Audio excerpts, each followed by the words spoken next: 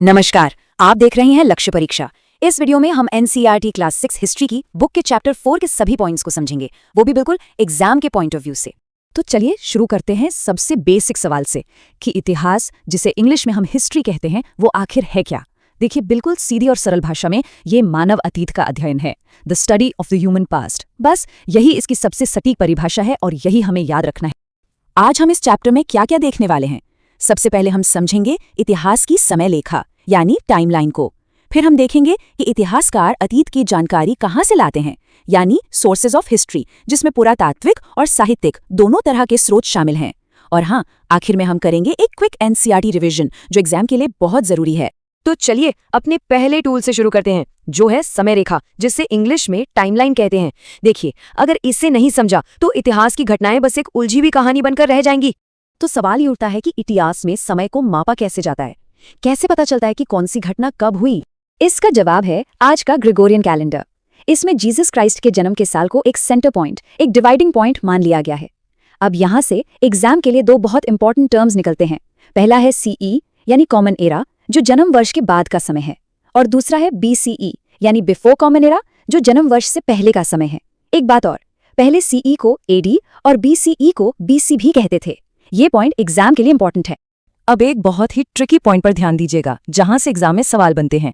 इस कैलेंडर में ईयर 0 या शून्य वर्ष जैसा कुछ नहीं होता। इसका मतलब ये हुआ कि 1 बीसीई के ठीक बाद 1 सीई शुरू हो जाता है। ये सुनने में छोटी सी बात लगती है, लेकिन डेट्स के बीच का समय कैलकुलेट करने में ये बहुत काम आती है। अच्छा, अब इस टाइमलाइन को देखिए। एकदम बीच में है हमारा डिवाइडिंग पॉइंट, जीसस का जन्म। इससे पहले की घटनाएं, जैसे 8000 बीसीई में खेती की शुरुआत, पीछे की तरफ काउंट हो रही हैं, और इसके बाद की घटनाएं, जैसे सम्राट अशोका का शासनकाल, आगे की तरफ बढ़ रही हैं। बस यही है बीसीई और सीई का कंसेप्ट। समय को समझने के लिए दो और शब्द हैं जिनकी सीधी सीधी डेफिनेशंस एग्जाम्स में आती है।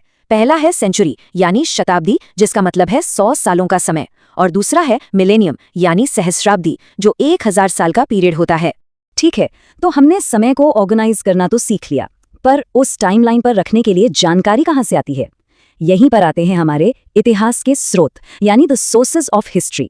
एनसीईआरटी इसकी एक बहुत साफ परिभाषा देता है, और ये एग्जाम के लिए बेहद जरूरी है। इतिहास का स्रोत क्या है? कोई भी जगह, कोई इंसान, कोई किताब या कोई भी वस्तु जिससे हमें बीते हुए समय की कोई भी जानकारी मिले, वो इतिहास का स्रोत है। अब ये एनसीईआरटी का फ्लो चार्ट देखिए, ये बहुत काम का है।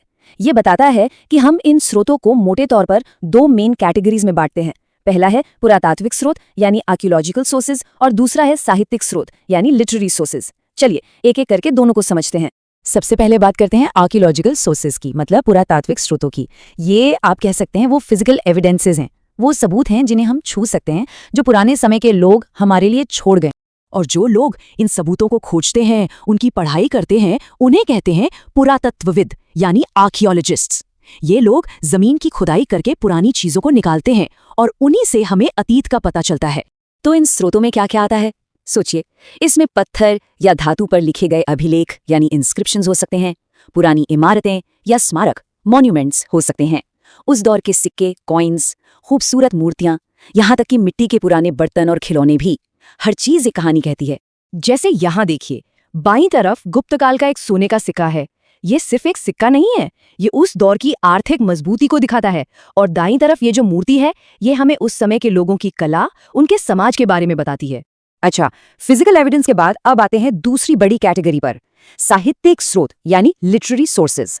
जैसा कि नाम से ही पता चल रहा है, ये वो सोर्सेज हैं जो लिखे हुए रूप में मिलते हैं। अब इनको भी हम दो भागों में देख सकते हैं। एक है भारतीय साहित्य यानी इंडियन लिटरेचर, जिसमें हाथ से लिखी पांडुलिपियां, वेद जैसे धार्मिक ग्रंथ और दूसरी कविताएं, कहानियां आती हैं। और दूसरा हिस्सा है विदेशी विवरण यानी फॉरेन अकाउंट्स।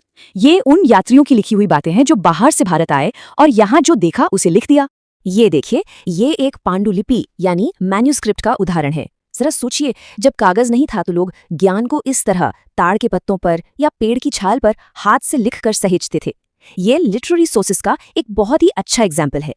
तो चलिए अब एग्जाम के लिए फटाफट इस चैप्टर के सबसे जरूरी पॉइंट्स को एक बार दोहरा लेते हैं, ताकि कुछ भी भूले नहीं। पहला पॉइंट, टाइमलाइन यानी समय रेखा। इसमें वर्षों को जीसस के जन्म के आधार पर बीसीई और सीई में बांटा गया है। बिल्कुल क्लियर रखना है ये कॉन्सेप्ट। दूसरा, समय की इकाइयां, सेंचुरी मतलब 100 साल और मिलेनियम मतलब 1000 साल। सीधी सीधी परिभाषा, सीधा सीधा सवाल। तीसरा, आर्कियोलॉजिकल सोर्सेज यानी पुरातात्विक स्रोत। ये वो भौतिक अवशेष हैं जैसे सिक्के, स्मारक और अभिलेख। और चौथा, लिटरेरी सोर्सेज यानी साहित्यिक स्रोत। ये लिखित रिकॉर्ड हैं जैसे पांडुलिपियां या यात्रा वृत्तांत। याद रखिएगा, इन पॉइंट से एग्जाम में डायरेक्ट या इनडायरेक्ट क्वेश्चन आ सकता है। ऐसी ही और एनसीईआरटी और एग्जाम फोकस्ड वीडियोस के लिए लक्ष्य परीक्षा चैनल को सब्सक्राइब करें। अगर ये वीडियो पसंद आया हो तो इसे लाइक और शेयर जरूर करें। मिलते हैं अगले चैप्टर में। धन्यवाद।